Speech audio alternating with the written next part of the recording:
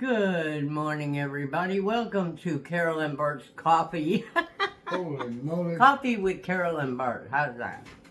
Okay. I think this is going to become more of my channel, and we'll talk about that later. But anyway, okay. How much later? So, I had read some things, and not that I was looking for it, it came up. But AARP did a story, and I thought it might be interesting to pass it on. Well, you know, we can't plagiarize, as they call it, so we have to tell you just some of the things they said. Sure Okay, so they said that elderly people living alone it's their preference. It is their preference. I guess, you know, a lot of people, they say, well, I don't know, I don't really want to live alone. What if something happens? I mean, that's true. But a lot of these people from the surveys and stuff that I'm reading, they're not paying attention to that. They still want to live alone. And most of them will have, not most of them, some of them will have a friend come check on them or something. Because in most cases, there's not family nearby. There isn't. I mean, the kids grow up, they move away, they call you once a week if you're lucky. And, you know, they're tending to their life, and Mom will be okay. She's strong. So will Dad. I mean, nothing's going to happen, you know. Mm-hmm. But anyway, they gave some reasons. And they said, first of all, living alone is growing very fast, mostly for women over 50. Even men, but mostly women. We'll get to that in a little bit. Okay, let's see. Half of those people aged 75 and over are aging alone. There's lower marriage rates, divorces. A lot of divorces over 50, which you wouldn't think so, but I guess nowadays. And many seniors separating. They said 1 in 3 women and 1 in 5 men live alone. Men are more than twice likely as women to remarry. Younger women. Yeah. Okay, let's see what else. Let's see what else I picked up over here. 21% of U.S. adults over 50 now live alone. 21% over 50. Now that's both sexes, females and males. And, like I said, the men choose younger spouses, are choosing younger spouses. You know what I think it is, though, guys? You know, a lot of people think, oh, it's the sex. That's what it is. You know, no, it's not. They even found that. What it is they really believe that the younger women are going to survive longer than they are, so they can take care of them when they're old. But you don't know that. I mean, the man upstairs, to us anyway, the man upstairs is the guy who makes that choice for you, okay? That's according to what I believe anyway. And so that's a crappy reason, guys. How are you doing this morning? I'm doing fine, baby. How are you? Terrible. Bart's drinking his coffee over here. I'm trying to tell him he needs to scoot this way just a little bit. My chair won't scoot. Here we go. I can't scoot. I'll scoot for you. All right. Hopefully your nose won't hit the button there. Anyway, yeah. I mean, you really don't know. Look at all the traffic and all the people on the street and things that happen and, gosh, all the germs that we all can catch, you know? You don't know. But they're still going towards that. They are still going towards that. And whoever thinks that because you have a young woman, she is going to be your sex idol or whatever, don't do that, fellas. Don't do it. Because y'all have some problems too as you get older. And y'all know what we're talking about. It happens. Yeah. Things don't work like they used to. Not just on women, on men. Okay. Let's see. You have to go to the shop. This is really, really, no. Those medications they give you for that are causing men to die early and causing them to have heart attacks. So, it's a, and I hear this almost every day on YouTube, on the news, or wherever, you know. You gotta be careful, because just to get laid could cost you your life. If it ain't a disease, because let me tell you, I've been reading, not from AARP, I have read, this happened about 5 or 6 years ago. How's my hair? How's your hair? Your hair is fine, baby. I don't know what to do with this man about his hair. But anyway, just keep that in mind. I need to curl it or something.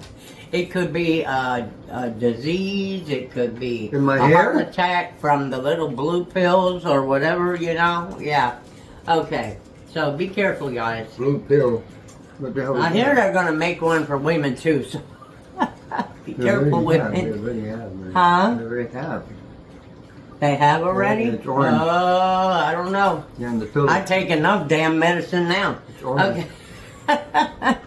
All right. Let's see what else we got here. What else did I find out? Older adults who live alone live longer. Who knew? Okay? I don't know why, but believe it or not, that's a statistic they found.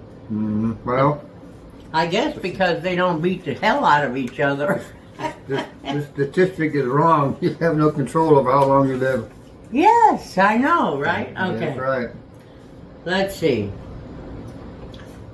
Not only that, people who live alone after 50. Now remember, we're talking about people after 50, okay? Okay.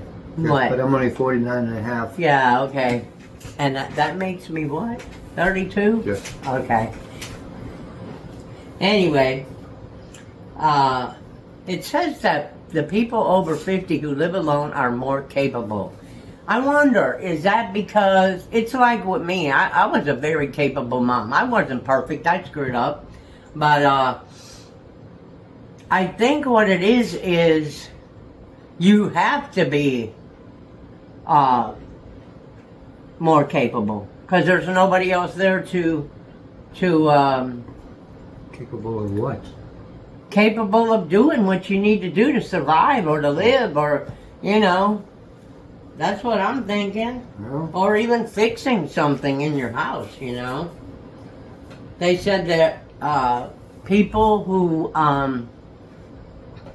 live alone are also more socially connected. Now, I don't know that. I don't know if I agree with that one. Now, that's a survey they supposedly did, so, you know, it's probably true. Or at least their survey is, you know, so.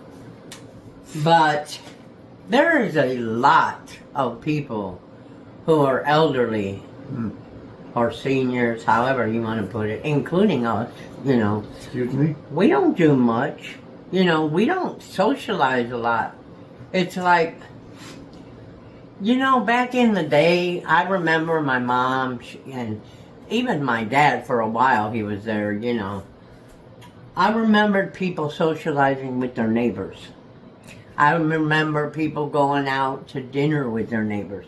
I remember their neighbors taking them out for their anniversary, for a birthday, if they had the money, or they baked them a cake or something, you know. Nowadays, people are scared of their damn neighbors. You see that stuff on TV. What's the name of that show, Bert? Fear Your Neighbor. If you ain't seen that, don't watch it. I mean, not if you live alone anyway, and not if you are living close to somebody else. That totally cooked me for neighbors, okay? Yes. I ain't gonna tell you about it because it's a copyrighted movie. So, but Electric fence will cure that. Electric fence will cure that. Electric fence. That's right. But see, you and Mark say that all the time, but that's illegal. You can't put that up unless it's out in the country and you get a cow and say, "Well, I'm trying to keep my cow All you here." gotta do is put up a notice. Huh? All you gotta do is put up a notice. Do not enter. Well, I don't know. Okay. You would have to check No. that out. I think that's only if you own cattle in an agricultural zoned No, I don't lot. think Okay? Anywho, let's see here.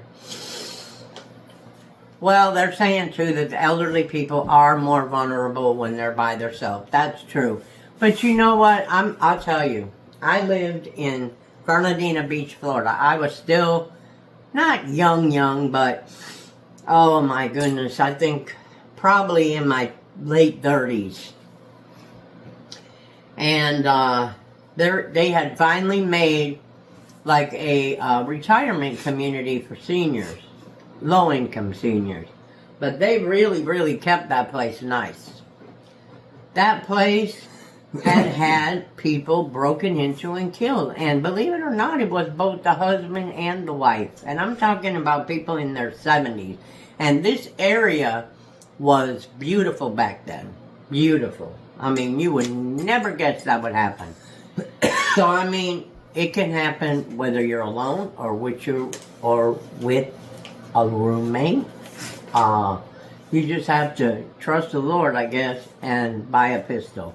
But anyway, I'm not kidding. But go get training. You can get training for it, and it's not but $50 that teaches you how to be safe with it. But I do have a funny story. It's not funny, really, but this woman, and this happened in Florida. This was, oh my goodness. I want to say 10 years ago, maybe not even 10 years ago. This woman was home alone. Of course, it ended up on the news. This woman was home alone, and I think she lived alone. And somebody was trying to break in to her back window in the kitchen. And she knew it. So her son had just bought her a gun. She never shot it. She never did anything. Just bought her a gun. And it was a pretty good gun, okay? I can't remember it, but anyway, she called 911. I mean, she tried to do the right thing, okay? She called 911. She said, "This guy is breaking in my house. If you ain't here in 2 minutes and he gets in, I'm shooting him. I'm shooting him dead." The dispatcher's like, no, don't do that. She said, "Oh, hell yeah." So the guy did get in before the cops got there, and she was still on the phone with the lady from 911 because, you know, the lady wasn't going to let her go. You know, she wanted to hear what was going on. So when that guy broke in, she shot him 6 times. It was overkill, but she didn't do that. She did it because she was scared, I'm sure. Yeah. And I don't even remember if she got arrested or not, because Florida has some kind of stand your ground law. I don't remember that, but I don't think they had it at that time. But she was afraid for her life. She was 60-something years old. She was in the house all alone. It was like 3 o'clock in the morning or something. Beware the grannies. Well, and the grandpies. She should have never got arrested because of the Second Amendment. Right. So, yeah. the people who are in the government, they don't even know their own rules. They don't even know their own Constitution. This is what I think. We have so many people killing each other, shooting each other, acting stupid with guns and all this and that they have to investigate, because you don't know. It could have been her son or something that she was pissed off at, you know? Yeah, I know, but I'm just saying. If you're not invited, hey, that's too bad. You can't just I mean, you can. You ain't supposed to shoot anybody, and don't quote me because I'm no lawyer, okay? You ain't supposed to shoot anybody if they're running away from you. That means if they've been in your house and you wake up, and you have a gun, and you see them running with your TV, don't shoot them. Use the bow and arrow. Seriously. Use the bow and arrow. You may be able to in Florida and maybe a couple other places, You know what but I mean? you ain't supposed to shoot them from behind. You know why? They're running away from you. So, that means they weren't attacking you. Well, you know, by the time they attack you, think about it. But anyway, that ain't what this video is about. So, let's get back to other things here. What's the best part of living alone, they asked them. So this is what they gave them. In the order of 1 through 5. The best part of living solo was 1, freedom. 2, independence. 3, control and decision making. 4, no responsibility for other people.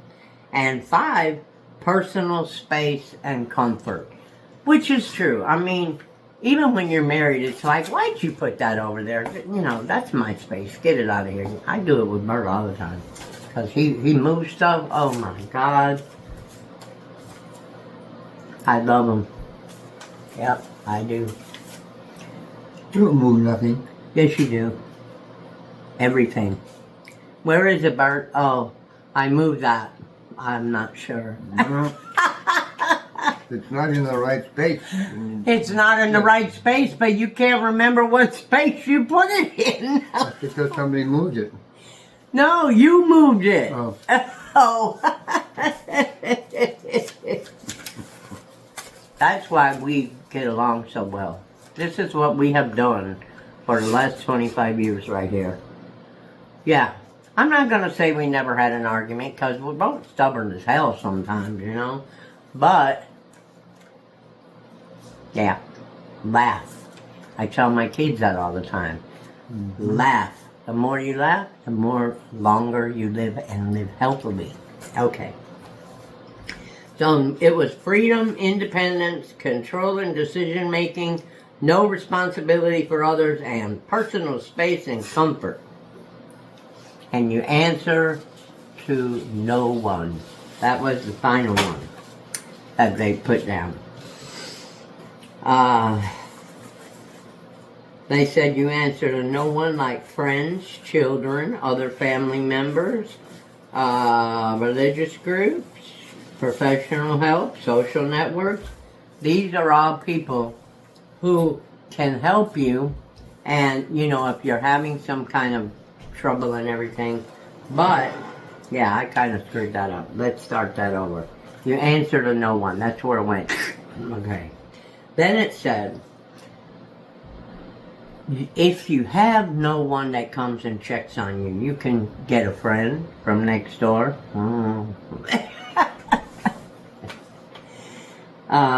Your children may check on you anyway. You could have other family members to check on you.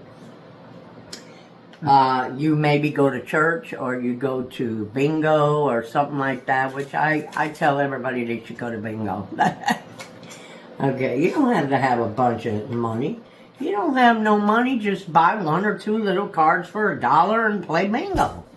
Hell, you might win $100. But anyway, you can get professional help if you need somebody to talk to. And you can build yourself a social network. Even in what do you call it? Okay, it's in here. In a subsidized, I guess it's subsidized. It's not really subsidized housing. Elderly HUD housing, I think it is, where they help you pay for the apartment or something like that. Not all places are unsafe to live in, by the way. People think they are. There's a lot that are. You don't want to move into a place that has different age groups. That's the key. You have to move into over 50. over 50 or over 60. Does that guarantee you're going to have good neighbors or good people? Hell no, not nowadays. But you're likely to have better people. And you're likely to have, even if some, because you have to remember, you're dealing with their kids that come over and visit and everything else. So, I mean, it's a lot to think about, you know? I mean, just because you say, oh, well, everybody in here is 60, 65, and, you know, they're all okay. Well, some of them may not be okay. And the one, even if the whole complex is okay, that may mean somebody's kids break in the car, somebody's kids break in the house, hopefully when you're not there. You know, and I'm not saying that this will happen. I'm just saying it can happen if you have especially mixed groups. Like I have a friend who lives in a, she's been living there for a long time. And honey, they're charging her a pretty penny and she's on Social Security, all right? Just like us.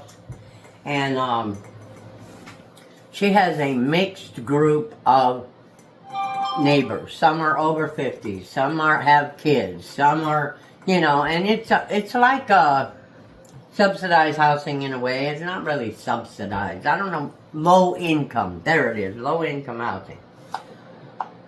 Lately, they've been breaking the windows in her car, and I mean, it's crazy.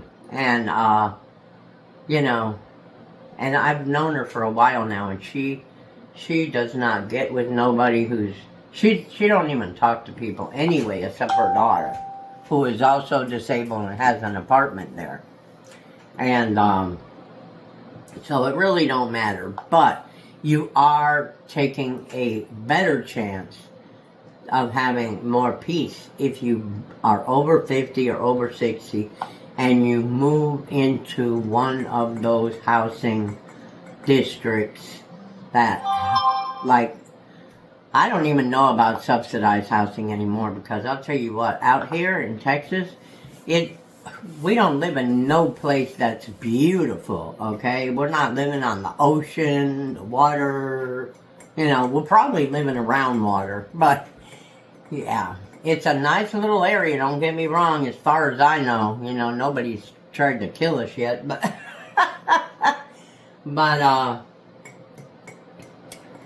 they want over $1,000 for a one-bedroom apartment from people who are getting $1,000 a month or less in Social Security.